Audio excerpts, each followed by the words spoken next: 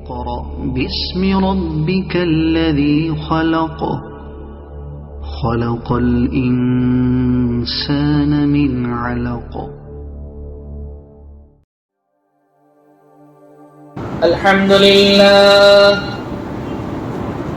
الحمد لله وكفى وسلام على عباده الذين اصطفى وعلى آله وأصحابه الذين هم نجوم الهدى وقادة التقى أما بعد أعوذ بالله من الشيطان الرجيم بسم الله الرحمن الرحيم قد أفلح المؤمنون الذين هم في صلاتهم خاشعون وقال النبي صلى الله عليه وسلم مفتاح الجنة الصلاة أو كما قال عليه الصلاة والسلام آمنت بالله صدق الله مولانا العلي العظيم وصدق رسوله النبي الأمي الكريم ونحن على ذلك لمن الشاهدين والشاكرين والحمد لله رب العالمين. درود شریف پڑھ لیں. اللهم صل على محمد وعلى آل محمد كما صليت على إبراهيم وعلى آل إبراهيم إنك حميد مجيد. اللهم بارك على محمد وعلى آل محمد كما باركت على إبراهيم وعلى آل إبراهيم إنك حميد مجيد. میرا عزیزو پیارو بزرگو، اللہ کے رسول پر ایمان رکھنے والے میرے دین عظیم بھائیوں، اسلام کی بنیاد 5 چیزوں پر ہے. اسلام کے بنیادی 5 ارکان ہیں، جس میں سے کلمہ طیبہ یہ شرط ہے. کلمہ، نماز، روزہ، زکوٰۃ اور حج. اور نماز کے بعد 4 ارکان رہ جاتے، ایمان کے بعد 4 ارکان رہ جاتے ہیں جنہیں فرائض بھی کہا جاتا ہے، جیسے نماز ہے، روزہ ہے، زکوٰۃ ہے، حج ہے. اور ان 4 فرائض میں بھی سب سے محترم شان فریضہ اللہ رب العزت کا جو ہے وہ ہے نماز. اس لیے اللہ رب العزت نے کچھ عبادتیں انسان کے اوپر ایسی رکھی ہے جس کا تعلق مال سے، کسے؟ مال سے ہے. زکوٰۃ کی ادائیگی مال سے ہوتی ہے. کچھ عبادتیں اللہ نے ایسی رکھی ہے جس کا تعلق انسان کے جسم سے، اس کی باڈی سے ہے. بدنی عبادت جس کو کہا جاتا ہے جیسے نماز ہے. اور کچھ عبادت ایسی ہے جس میں انسان کا روپیہ پیسہ بھی لگتا ہے اور انسان کی باڈی کا بھی اس میں جو ہے استعمال ہوتا ہے، جیسے حج ہے کہ اس میں روپیہ پیسہ بھی لگتا ہے اور انسان کو جا کے ان ارکان کی ادائیگی کرنی پڑتی ہے، تب جا کے حج کا فریضہ ادا ہوتا ہے. تو دراصل میں بات یہ بتلانا چاہتا ہوں کہ ان 4 فرائض میں بھی محترم شان فریضہ نماز ہے. وہ کیوں؟ اس لیے کہ حج زندگی میں 1 مرتبہ فرض ہے، اور وہ بھی کن کے اوپر؟ صاحب نصاب لوگوں پر، مالدار حضرات پر ہے. غریبوں پر حج نہیں ہے، اور وہ بھی زندگی میں 1 مرتبہ ہے. روزہ سال میں 1 دفعہ ہے، رمضان کے مہینے میں جو فرض روزے ہیں، نفل روزوں کی کوئی حد نہیں، سال کے 5 دن چھوڑ کر انسان جب نفل روزہ رکھنا چاہے رکھ سکتا ہے، لیکن فرض روزوں کی میں بات کر رہا ہوں۔ رمضان کے روزے سال میں ایک دفعہ ہے، کتنی مرتبہ ہے؟ ایک دفعہ ہے۔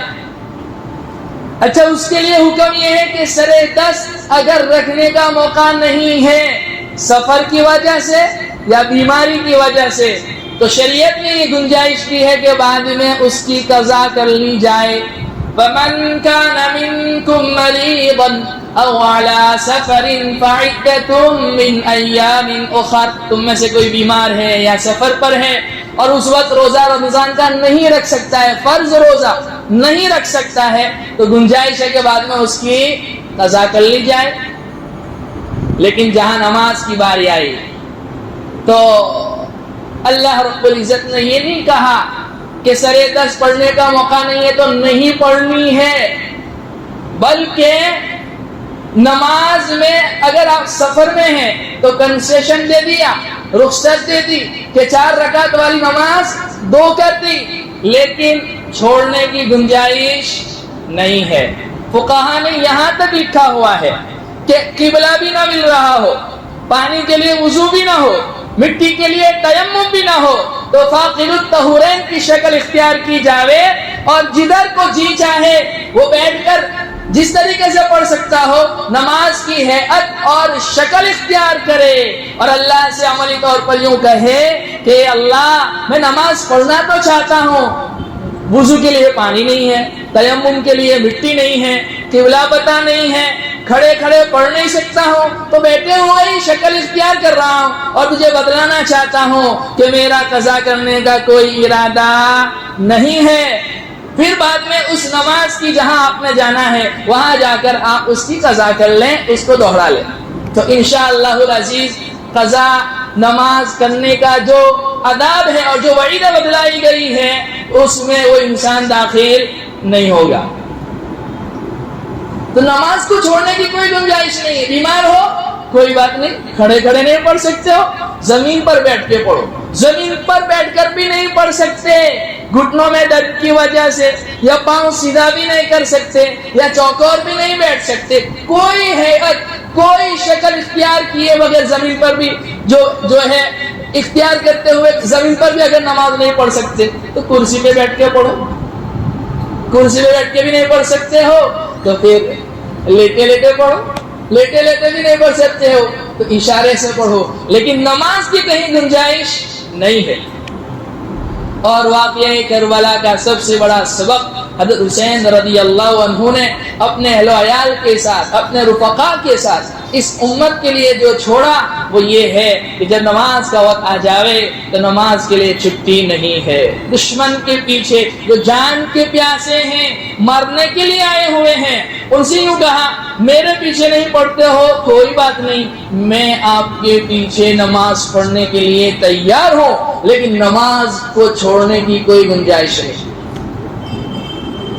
اللہ کی قسم جب سے دنیا قائم ہے اور جب تک قائم رہے گی، کہیں کسی کے لیے ایک لمحے کے لیے نماز چھوڑنے کی گنجائش ہوتی تو شہدائے کربلا کے لیے ہوتی، لیکن انہوں نے عملی طور پر نماز پڑھ کے بتلایا کہ حسین سے محبت کا دم بھرنے والے، اہل بیت سے محبت کے دعوے کرنے والے نماز کو قضا نہیں کرتے ہیں، نماز کو چھوڑتے نہیں ہیں۔ اچھا، روزے کی فرضیت زمین کے اوپر آئی، جبرائیل امین آئے آپ صلی اللہ علیہ وسلم کے پاس زمین میں، دنیا میں۔ زکوٰۃ کی ادائیگی کا جب وقت آیا، زکوٰۃ جب فرض کرنی تھی اللہ رب العزت کو، جبرائیل امین کو دنیا میں بھیجا آپ علیہ الصلوۃ والسلام کے پاس۔ حج جب فرض کرنا تھا تو دنیا میں اللہ رب العزت کے پاس جبرائیل امین آئے، لیکن نماز کے لیے اللہ کے حبیب پاک صلی اللہ علیہ وسلم کو راتوں رات اٹھایا گیا اور اس مقام پر بلا کر یہ فریضہ دیا گیا جس مقام پر جبرائیل امین جیسا جلیل القدر اللہ رب العزت کا فرشتہ بھی نہیں جا سکا. اگر یکسر منہ برتر پرم فروغ تجلا وسوزت پرم. یا رسول اللہ یہاں سدرۃ المنتہا یہ میری حد ہے, یہاں تک میں آپ کا رہبر تھا, یہاں سے آگے کوئی رہبر نہیں, میں آ نہیں سکتا. اگر ایک بال کی بقدر آگے میں نے قدم بڑھایا تو اللہ رب العزت کی نور کی تجلی میرے پر کو جلا دے گی, میں آگے نہیں جا سکتا. اب یہیں سے آپ نے ہی آگے جانا ہے. اور اس مقام پر اللہ کی کیا بات ہوئی, اللہ رب العزت نے اس کو مخفی رکھا ہے. لوگ زبردستی اس کو بیان کرتے ہیں. ہاں البتہ صحیح روایت سے جو بات ثابت ہے وہ یہ ہے کہ آپ کو نماز کا فریضہ دیا گیا. اچھا اللہ کو کیا پتہ نہیں تھا کہ موسیٰ کلیم اللہ سے ملاقات میرے حبیب محمد مصطفیٰ کی ہونے والی ہے, اور موسیٰ علیہ السلام کہیں گے میری امت کی 3 بھی نہیں پڑھتی تھی, تم کہاں 50 نماز کا تحفہ لے کر جا رہے ہو. تو آہستہ آہستہ 9 مرتبہ میں جا کر اس کو کم کروایا گیا اور 5 اخیر میں دی. کیا اللہ کو پتہ نہیں تھا کہ میرے 5 ہی نماز دینی ہے؟ تو شروع میں ہی کہہ دیتے کہ تمہاری امت کے لیے 5 وقت کی نماز فرض کی گئی ہے. ارے میرے بھائیو, یہ 50 45 40 یہ سارا منظر اس لیے کھینچا گیا ہے کہ آنے والی قیامت تک آپ کی امت کو میں یہ بدلانا چاہتا ہوں کہ یہ جو تحفہ دے رہا ہوں یہ معمولی تحفہ نہیں ہے. یہ جو تحفہ دے رہا ہوں وہ معمولی تحفہ نہیں ہے. آج میرے بھائیو معمولی بہانے سے ہم نماز کو چھوڑ دیتے ہیں اور دم بھرتے ہیں محبت کے آپ علیہ الصلوۃ والسلام سے, اور دم بھرتے ہیں محبت کے حضرت حسین سے, اور کہتے ہیں نعرے لگاتے ہیں ہمیں اہل بیت سے محبت ہے. اہل بیت نے تو کربلا میں نماز پڑھ کے بدلائی. کہ اللہ سے محبت کیوں کی جا سکتی ہے؟ میرا عزیزو یہ بہت بڑا فریضہ ہے جو اللہ رب العزت نے ہمیں عطا فرمایا ہے. دنیا کے تمام مسائل کا حل اس میں رکھا ہے. اللہ کی قسم, اللہ سے محبت کرنے والوں کے لیے اگر نماز نہ ہوتی تو ان کے کلیجے پھٹ جاتے, ان کے کلیجے پھٹ جاتے. کہ یہ اللہ سے محبت کی علامت ہے. آپ علیہ الصلوۃ والسلام کو کتنی محبت تھی اپنی امت سے, کتنی شفقت تھی. ہر نبی کو اپنی امت سے محبت ہوتی ہے اور ہونی بھی چاہیے, کیونکہ امت قوم اس نبی کے لیے روحانی اولاد کی حیثیت رکھتی ہے اور نبی اس قوم کے لیے روحانی باپ کی حیثیت رکھتا ہے. ایسے ہی امت محمدیہ کا حال ہے. ہم آپ علیہ الصلوۃ والسلام کی روحانی اولاد ہے اور آپ ہمارے روحانی باپ ہیں. آپ کے زمانے میں چور کا ہاتھ کاٹا گیا, آپ روئے. زنا ہو گیا, رجم کیا گیا, آپ کی آنکھوں سے موٹے موٹے آنسو نکلے. آپ رحمت للعالمین تھے. گالی دینے والوں کو, تانا دینے والوں کو, پتھر مارنے والوں کو, لہو لہان کرنے والوں کو, دل زخمی کرنے والوں کو آپ نے معاف فرما دیا. اور آپ کیا کہتے ہیں؟ آپ کیا کہتے ہیں؟ میرا جی چاہتا ہے میں اپنے مسلح پر کسی اور کو کھڑا کروں, چند نوجوانوں کو حکم دوں وہ لکڑیاں اکٹھا کریں, ایندھن اس کا بناؤ اور اس آگ میں ان لوگوں کو جو جماعت سے نماز نہیں پڑھتے, یہ نہیں فرمایا جو نماز نہیں پڑھتے, یہ فرمایا جو جماعت کے ساتھ نماز نہیں پڑھتے انہیں اس آگ میں جلا دو. کتنا محترم بھی شان یہ فریضہ ہے. میں کئی مرتبہ یہ بات کر چکا ہوں, آج پھر سے یہ بات کہہ رہا ہوں. جمعہ کی نماز کی ہمارے دل میں اہمیت ہے اور ہونی بھی چاہیے, لیکن جمعہ کے لیے کنڈیشن ہے, شرائط ہے. شہر میں جمعہ ہو سکتی ہے, گاؤں میں جمعہ نہیں ہو سکتی. ضروریات زندگی کی چیزیں جہاں مہیا ہو وہاں جمعہ کا قیام درست ہے. جہاں زندگی کی ضروریات کی چیزیں نہ ملے وہاں جمعہ نہیں ہے, وہاں ظہر ہے. جمعہ کی نماز تو شہر والوں کے لیے ہے, کنڈیشن کے ساتھ ہے, 7 شرائط ہے اس کے لیے, جمعہ کی صحیح ہونے کے لیے, جمعہ کے قیام کی صحیح ہونے کے لیے. لیکن 5 وقت کی نماز اس کے لیے کوئی کنڈیشن نہیں, کوئی شرائط نہیں. جب نماز کا وقت آ جائے, جب مؤذن کہہ دے حی علی الصلاۃ حی علی الفلاح, دوڑ لگاؤ نماز کی طرف. اس لیے میرے عزیزو ہمارے دل میں جمعہ کی اہمیت تو ہے, ظہر کی اہمیت نہیں ہے, عصر کی اہمیت نہیں ہے, مغرب کی اہمیت نہیں ہے, عشاء کی اہمیت نہیں ہے, فجر کی اہمیت نہیں ہے. اور آپ فرما رہے ہیں قرۃ عینی فی الصلاۃ, میرے آنکھوں کی ٹھنڈک نماز میں. اور خطبے میں بھی یہ حدیث پڑھی گئی. آپ علیہ الصلوۃ والسلام نے ارشاد فرمایا نماز جنت کی چابی ہے, کنجی ہے. آپ مجھے یہ بتلاؤ، تمہارے گھر میں تالا لگا ہوا ہو، بغیر چابی کے وہ تالا کھل سکتا ہے؟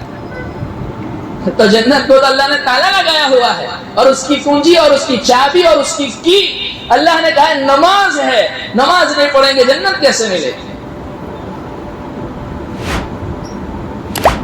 اس لیے میرے عزیزو پیارو، آپ نے ارشاد فرمایا اثقل الصلاۃ علی المنافقین صلاۃ الفجر، منافقین پر سب سے بھاری نماز جو گزرتی ہے وہ فجر کی نماز۔ راوی کہتے ہیں کہ آپ کے زمانے میں منافقین کی بھی ہمت نہیں ہوتی تھی کہ جماعت چھوڑ دیں، چلے جائے کہ نماز۔ اور میرے عزیزو فجر کی نمازوں کا ہمارا کیا حال ہے؟ کبھی امام ہوتا ہے مقتدی ہوتا ہے، کبھی امام ہوتا ہے مؤذن ہوتا ہے مقتدی نہیں ہوتا ہے۔ یہ ہماری فجر کا حال ہے۔ وہ مارکیٹ میں میٹنگ لگی ہوئی تھی، مارکیٹ میں منڈی چل رہی تھی، تو انہوں نے آپس میں میٹنگ بٹھائی کہ کیا ریزن ہے، کیا اسباب ہے کہ مارکیٹ میں منڈی ہے۔ تو سب نے مختلف وجوہات بتلائی۔ ایک بچہ جو ان کا خدمت گزار تھا، چائے لا کے دیتا تھا، اس نے بڑی پیاری بات کہی کہ تم نے دنیاوی اعتبار سے تو اس کے ریزن اور اسباب تلاش کیے، تم میں سے کون فجر پڑھتا ہے؟ سب نے کہا کوئی نہیں پڑھتا۔ تو جب فرشتے رزق تقسیم کرنے کے لیے آتے ہیں تب تو تم سوئے ہوئے ہوتے، تو تمہاری مارکیٹ میں منڈی نہیں آئے گی تو کیا ہوگا؟ تمہارے کاروبار میں گھاٹا نہیں ہوگا، خسارہ نہیں ہوگا تو کیا ہوگا؟ میرے عزیزوں، جو شخص فجر کی نماز پڑھتا ہے اس کے دل میں چین، سکون، راحت، اطمینان ہوتا ہے۔ بے چینی، بے قراری اللہ اس کی ختم فرما دیتے ہیں۔ صلاۃ الفجر یا عباد اللہ، اللہ کے بندو فجر کی نماز نہ چھوڑو۔ جو فجر پڑھتا ہے ظہر، عصر، مغرب، عشاء وہ خود بخود پڑھتا ہے۔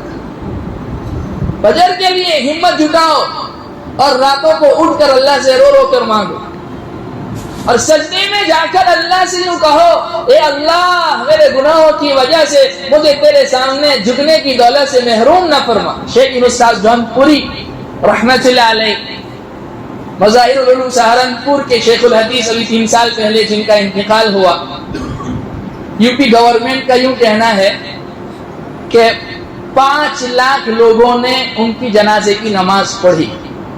وہاں کے مسلمانوں کا یوں کہنا ہے کہ 9 لاکھ لوگوں نے جن کی جنازے کی نماز پڑھی۔ ہندوستان کی تاریخ میں سب سے بڑا جنازہ ایک کسان کا بیٹا، جونپور گونیری کے رہنے والے تھے۔ اللہ نے علم حدیث کی برکت کی وجہ سے، قرآن کے علم کی وجہ سے ایسی عزت عطا فرمائی کہ عرب ان کے سامنے جھکتے تھے اور ان کے حوالے دیتے تھے۔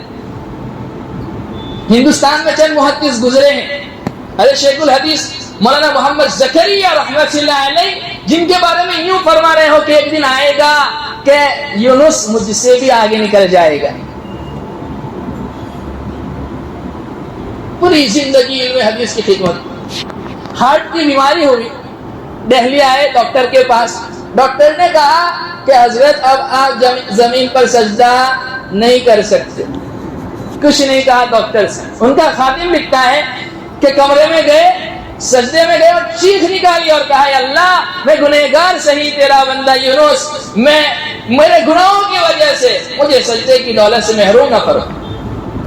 اس کے بعد ان کا خادم لکھتے ہیں کہ ہر نماز انہوں نے زمین پر سجدہ کرتے ہوئے ادا کی۔ اس لیے یہ ہم لوگ معمولی بہانے کہ کاروبار کی وجہ سے لڑکا نہیں ہے، نماز نہیں پڑھ سکتے، بارش بہت ہے، گرمی بہت ہے، مسجد میں اے سی نہیں چلتی ہے اور ٹھنڈی بہت ہے، اٹھا نہیں جاتا، رات کو لیٹ سوتے ہیں، کیا کریں، نماز نہیں پڑھی جاتی۔ میرے عزیزو، محرم کے مہینے میں ایک سوال کثرت سے پوچھا جاتا ہے، یزید جنتی ہے یا جہنمی ہے؟ یزید پر لعنت بھیجنی چاہیے یا نہیں بھیجنی چاہیے؟ میرے عزیزو، ہمیں یزید کے بارے میں سوال نہیں ہوگا۔ مفتی اعظم پاکستان مفتی محمد شفیع صاحب رحمۃ اللہ علیہ کے متعلق لکھا ہوا ہے کہ حضرت سے کسی نے یزید کے بارے میں پوچھا، حضرت یزید کے بارے میں آپ کا کیا خیال ہے؟ تو حضرت نے کہا کہ مجھے اپنا ہی نہیں پتا ہے کہ میں جنتی ہوں یا جہنمی ہوں، میں کسی اور کے بارے میں کیا بتلاؤں۔ اس لیے ہم سے اللہ یہ نہیں پوچھیں گے کہ قاتلین حسین پر تم نے لعنت بھیجی تھی یا نہیں بھیجی تھی، بلکہ سوال یہ ہوگا نماز پڑھی تھی یا نہیں پڑھی تھی، اللہ کے احکامات بجا لائے تھے یا نہیں لائے تھے، سجدے کیے تھے یا نہیں کیے تھے۔ میرے عزیزو، اس لیے نماز سے غفلت، اللہ فرماتے ہیں یا تو نماز کی غفلت اور کاہلی چھوڑ دو، یا ویل کی وادی جو جہنم کی ایک وادی ہے اس میں جلنے کے لیے تیار ہو جاؤ۔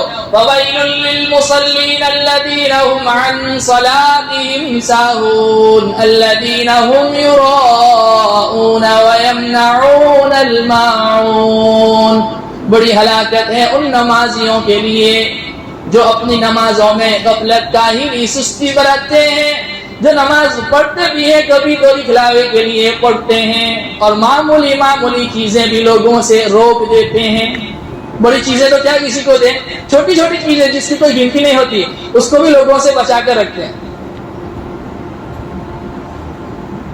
قرآن کریم میں اللہ صرف ایک مرتبہ یوں کہہ دیتا کہ نماز پڑھنی ہے، نماز فرض ہو جاتی۔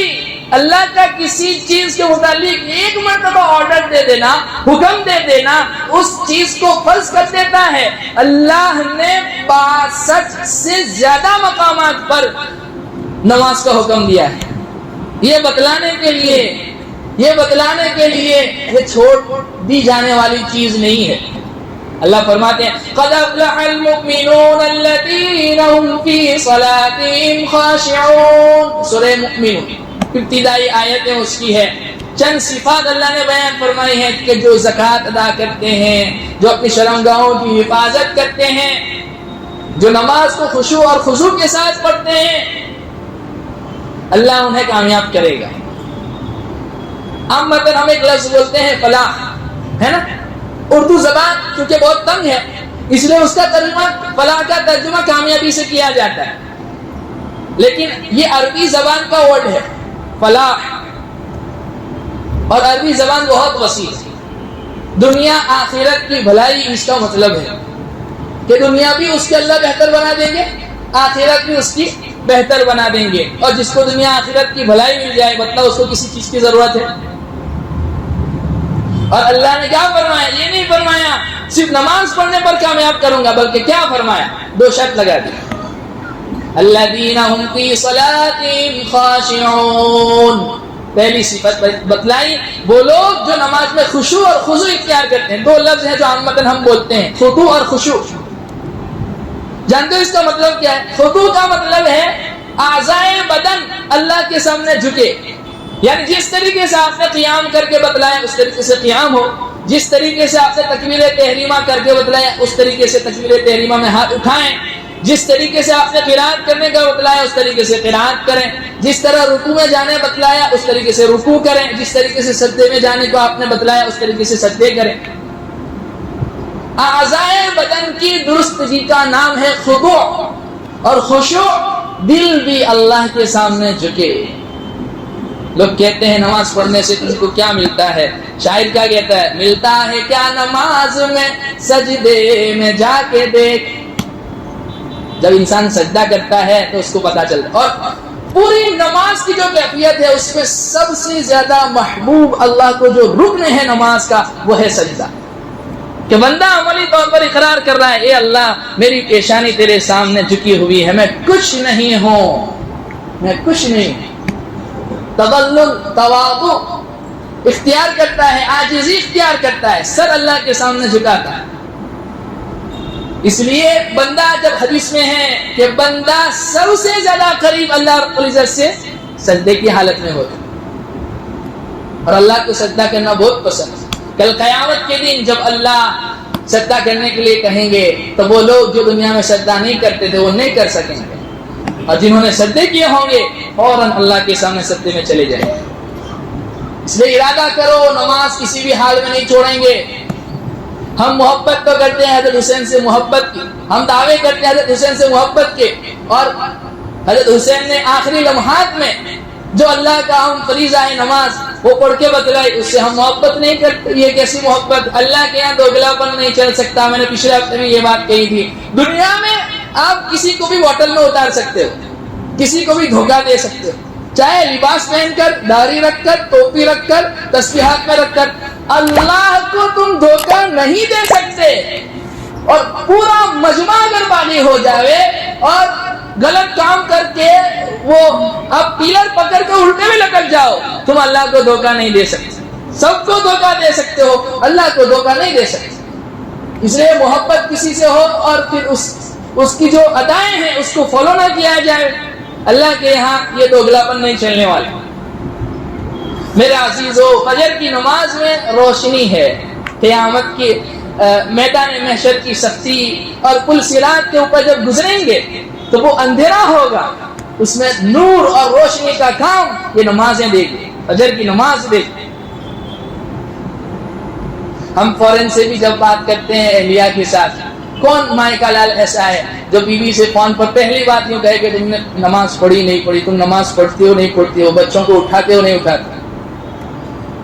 ہمارے وہاں بڑے تو بڑے، چھوٹے تو سوتے ہی ہیں، بڑے بھی سوئے رہتے ہیں. حالانکہ ہونا یہ چاہے کہ چھوٹوں کو بھی نماز کے لیے اٹھائیں، انہیں بھی اللہ کے سامنے جھکنا سکھائیں. یہ کتنی محترم کی شان عبادت ہے کہ انسان کے بالغ ہونے کے 8 سال پہلے انسان کو یہ بتلایا جاتا ہے. آپ نے فرمایا مروا اولادکم بالصلاۃ اذا بلغوا 7، اپنے اولاد کو نماز کا حکم دو جب وہ 7 سال کی عمر میں پہنچ جاوے.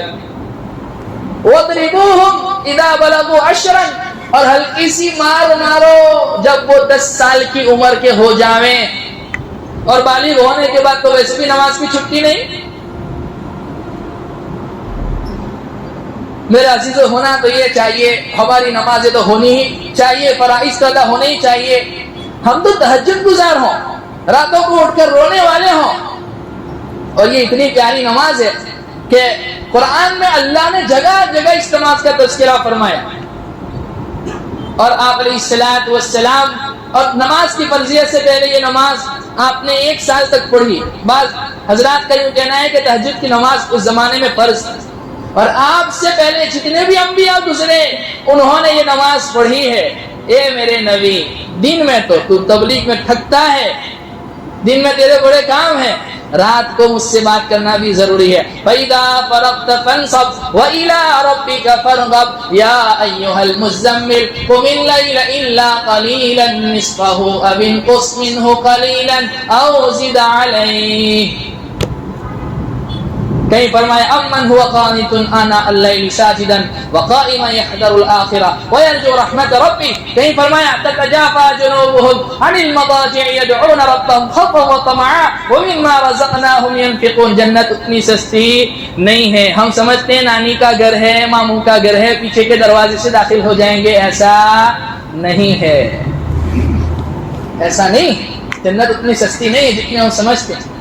جنت کو اللہ رب العزت نے مکارہ ناپسندیدہ چیزوں سے ڈھانکا ہے، جہنم کے لیے آزادی رکھی ہے. اس لیے گناہ کی ابتدا میں لذت ہوتی ہے لیکن انجام اس کا برا ہے. عبادت کی ابتدا میں مشقت ضرور ہوتی ہے، انجام اس کا بہتر ہے. نماز پڑھنے میں مشقت تو ہے لیکن اللہ فرماتے ہیں کن کے لیے نہیں ہے؟ جو اللہ، جن کے دل میں خشوع ہے، جو اللہ کے سامنے جھکنا جانتے ہیں، ان کے لیے نماز پڑھنے میں کوئی مشقت نہیں.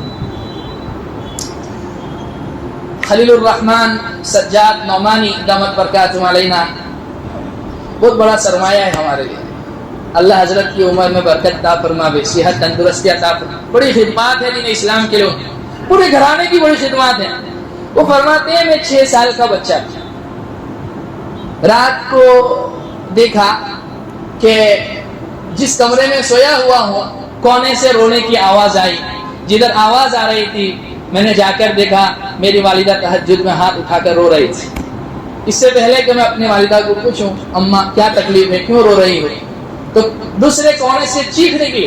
میں ادھر گیا، دیکھا میرے والد مولانا منظور نعمانی رحمۃ اللہ علیہ، اور وہ اللہ کے سامنے رو رو کر دعائیں کر رہے تھے. حضرت کہتے ہیں تب سے لے کر آج تک، اب تک میری کبھی تہجد نہیں چھوٹی. لوگ کہتے ہیں اللہ والے کہاں ہیں، ہم کہتے ہیں ہمارے پاس آؤ تو بتلائیں نا. تمہیں فیس بک پر تھوڑی ملیں گے, ٹویٹر پر تھوڑی ملیں گے, یوٹیوب پر تھوڑی ملیں گے, انسٹاگرام پر تھوڑی ملیں گے. اللہ قرآن میں فرماتے ہیں یا ایھا الذین آمنوا اتقوا اللہ وکونوا مع الصادقین, اے ایمان والو اللہ سے ڈرو اور سچوں کی صحبت اختیار کرو. اگر سچے نہیں رہیں گے تو پھر یہ اعتراض کس پر آتا ہے؟ قرآن پر آتا ہے نا. اللہ تو فرماتے ہیں کہ سچوں کے ساتھ رہو اور ہم یوں کہیں سچے نہیں ہیں, تو پھر اعتراض کس پر آتا ہے؟ قرآن پر آتا ہے. میرا عزیزو, یہ دنیا ہمیشہ سچوں سے بھری رہی ہے, اور جب تک اللہ نے اس دنیا کے نظام کو چلانا ہے سچے موجود رہیں گے. تو انہوں نے کہا, میں نے اپنے والد صاحب سے پوچھا ابا کیوں رو رہے ہو, کون سی چیز آپ کو بے چین بے قرار کر رہی ہے؟ تو دل کے کان سے سنا انہوں نے کیا جملہ کہا کہ اس کے سامنے نہ روئیں تو کس کے سامنے روئیں؟ جس کو اس کے سامنے رونا آ گیا پھر اس کو کسی اور کے سامنے رونے کی ضرورت نہیں ہے.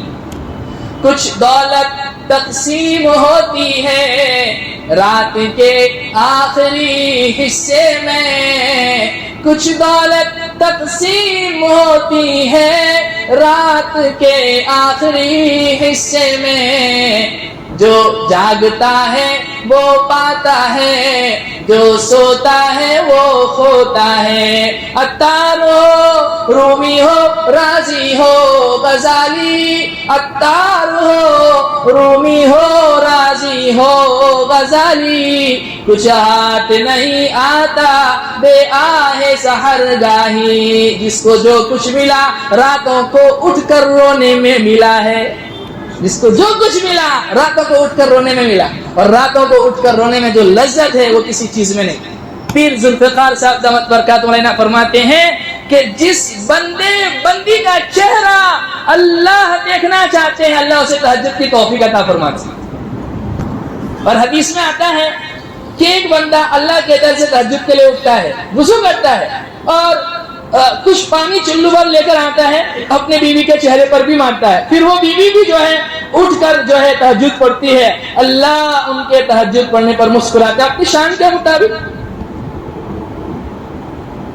اس لیے تہجد کی نماز یہ مؤذن کی اذان پر نہیں ادا کی جاتی ہے, دل کی اذان پر وہ نماز ادا کی جاتی ہے. قبر کی دہشت اندھیریوں کو بھی یاد کیا کرو. 15x15, 20x20, 25x25 کے بڑے عالیشان کمرے میں رہتے ہیں, ساری چیزیں مہیا ہیں, تھوڑی دیر کے لیے لائٹ چلی جائے, انورٹر بھی ختم ہو جائے, وحشت ہونے لگتی ہے. کھڑکیاں کھولتے ہیں باہر نکل جاتے ہیں. کبھی قبر کی اندھیرے یاد کیے, اور قبر کے لیے نور بلب کا جو کام دیتی ہے جو نماز وہ ہے تہجد کی نماز. اس لیے جتنے بھی اللہ والے گزرے ان کی راتیں اللہ کے سامنے رونے میں گزری, اور اللہ نے خود اپنے حبیب سے مطالبہ کیا, میرے حبیب رات کو اٹھ کر مجھ سے مانگا کر. آج ہماری سب سے بڑی کمی کیا ہے؟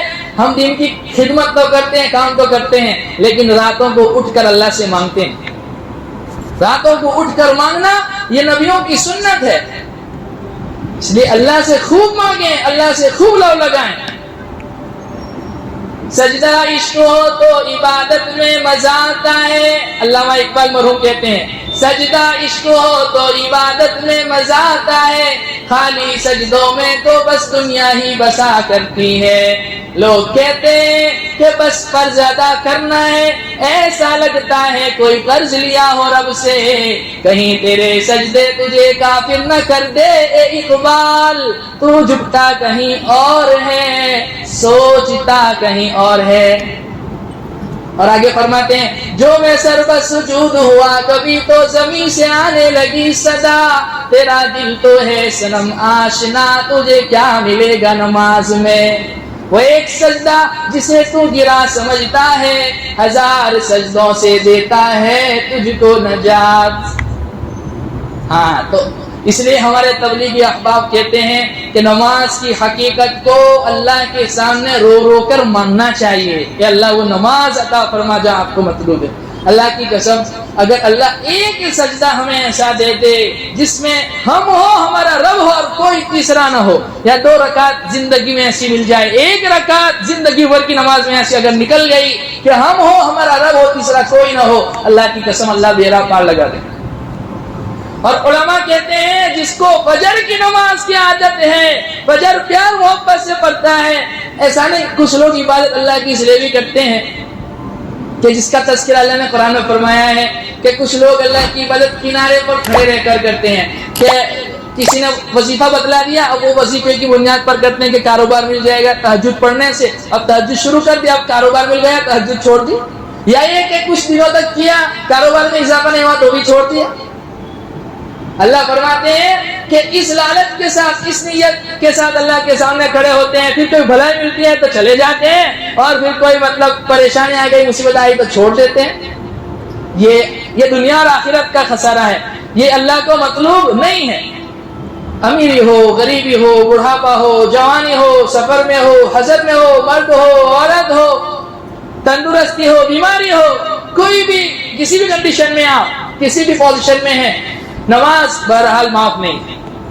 اللہ کے سامنے کھڑا ہونا، اللہ کے سامنے جھکنا، اللہ سے اس کی حقیقت کو مانگنا، اے اللہ آپ مجھے اپنے سامنے جھکنے کی لذت عطا فرمائیں، اور تہجد میں خاص کر کے اس دعا کا اہتمام کریں کہ اللہ خشوع خضوع والی نماز عطا فرمائے، وہ نماز عطا فرمائے جو آپ کو مطلوب ہے، آپ کو محبوب ہے، اصول اور آداب والی نماز عطا فرمائے، اور اللہ سے آخرت مانگے۔ ہم ہمیشہ دنیا مانگتے ہیں، اللہ سے میدان محشر کی سختی سے بچنے کا سوال کریں اللہ رب العزت سے، اے اللہ میدان محشر کی سختی سے بچائیے، اے اللہ قبر کی وحشت اور تنہائی سے بچائیے، آپ ہمارے ساتھی بن جائیے، آپ ہمارے دوست بن جائیے، اے اللہ آپ اپنی محبت ہمیں عطا فرمائیے، اپنی چاہت عطا فرمائیے، اور یہ جو آپ ہمیں نماز کے لیے لا رہے ہیں اس میں مزید اضافہ فرمائیے۔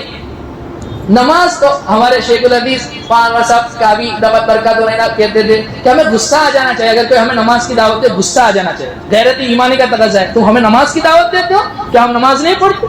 اور میں سچ بتاؤں، چند ساتھیوں کی درخواست کے اوپر میں یہ ٹاپک پہ بات کرتا، باقی آپ کو پتا ہے میں نماز پہ زیادہ بات نہیں کرتا ہوں۔ نماز ایک ایسا ٹاپک ہے جس کے اوپر بات کی جائے، نماز سے چھٹی کسی بھی حال میں معاف نہیں ہے نماز، اور اس سے زیادہ فضیلتیں آپ لوگ جانتے ہو۔ بہت سی باتیں نماز کے تعلق سے ایسی ہوگی جو آپ نے کسی دوسرے علماء سے سنی ہوگی جو میرے علم میں نہیں ہوگی، اس کے باوجود یہ غفلت، کاہلی، سستی کیوں؟ عصر میں کیوں مسجد خالی ہو جاتی ہے؟ مغرب میں کیوں خالی ہو جاتی ہے؟ جمعہ میں دونوں فلور فل ہو جاتے ہیں، باقی نمازوں میں کیوں نہیں آتے؟ کیا ہو جاتا ہے ہمیں؟ میرے عزیزو، نماز سے غفلت، کاہلی، سستی یہ اللہ کو پسند نہیں ہے۔ کیا آپ اپنا حشر فرعون کے ساتھ کروانا چاہتے ہو، حامان کے ساتھ، قارون کے ساتھ کروانا چاہتے ہو؟ کسی نے سلطنت کی لالچ میں، کسی نے روپیہ پیسہ کے گھمنڈ میں؟ تو اب اس لیے میرا عزیزو جو ہے پکا ارادہ کرو کہ حضرت حسین سے محبت کرنے والے ہیں تو حضرت حسین نے جس طریقے سے کربلا میں تیمم کے ساتھ نماز پڑھ کے بتلائی، ہم بھی اسی طریقے سے جو ہے کہیں بھی رہیں گے، کسی بھی حال میں رہیں گے، نماز کو چھٹی نہیں کریں گے۔ حضرت تھانوی رحمت اللہ علیہ کے کچھ ارشادات نماز کے تعلق سے ہے، وہ ارشادات اور اس کی تشریحات وہ انشاءاللہ تعالی زندگی باقی رہی تو اس نماز کی اہمیت کے اوپر آئندہ جمعہ کو بتلاؤں گا۔ اللہ رب العزت ہم تمام کو کہنے سننے سے زیادہ عمل کی توفیق عطا فرماوے، وآخر دعوانا الحمدللہ رب العالمین۔